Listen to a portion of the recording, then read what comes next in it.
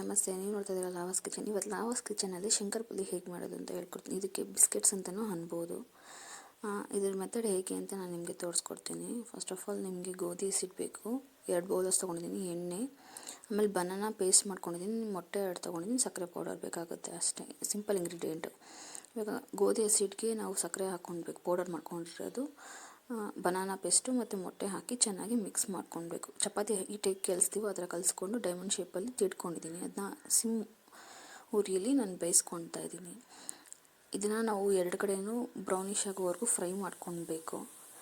ಇದು ಹೇಗೆ ಹೆಲ್ದಿ ಅಂತ ಹೇಳಿದ್ರೆ, ಇದು ನಾವು ಮೈದಾ ಹಾಕಿಲ್ಲ, ಗೋಧಿ ಹಸಿಟ್ಟಿದೆ, ಮತ್ತು ಬನಾನಾ ಯಾರು ನನ್ನ ಮಕ್ಕಳು ತಿನ್ನಲ್ಲ, ಸೊ ಬನಾನಾನ ಹಾಕ್ಕೊಳ್ಬೋದು. ತುಂಬ ಹೆಲ್ತಿಯಾಗಿರುತ್ತೆ.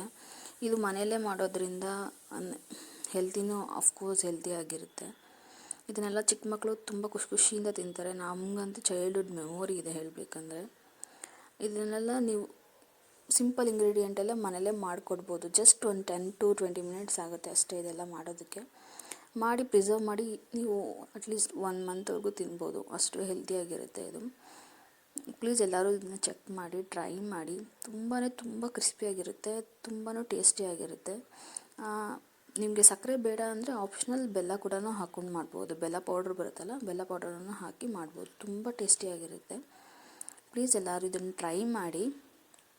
ನಮ್ಮ ಚಾನಲ್ಗೆ ಇದೇ ಥರ ಪ್ರೋತ್ಸಾಹ ಕೊಡಿ. ಲೈಕ್ ಮಾಡಿ, ಶೇರ್ ಮಾಡಿ, ಕಮೆಂಟ್ ಮಾಡಿ, ಸಬ್ಸ್ಕ್ರೈಬ್ ಮಾಡಿ. Thank you.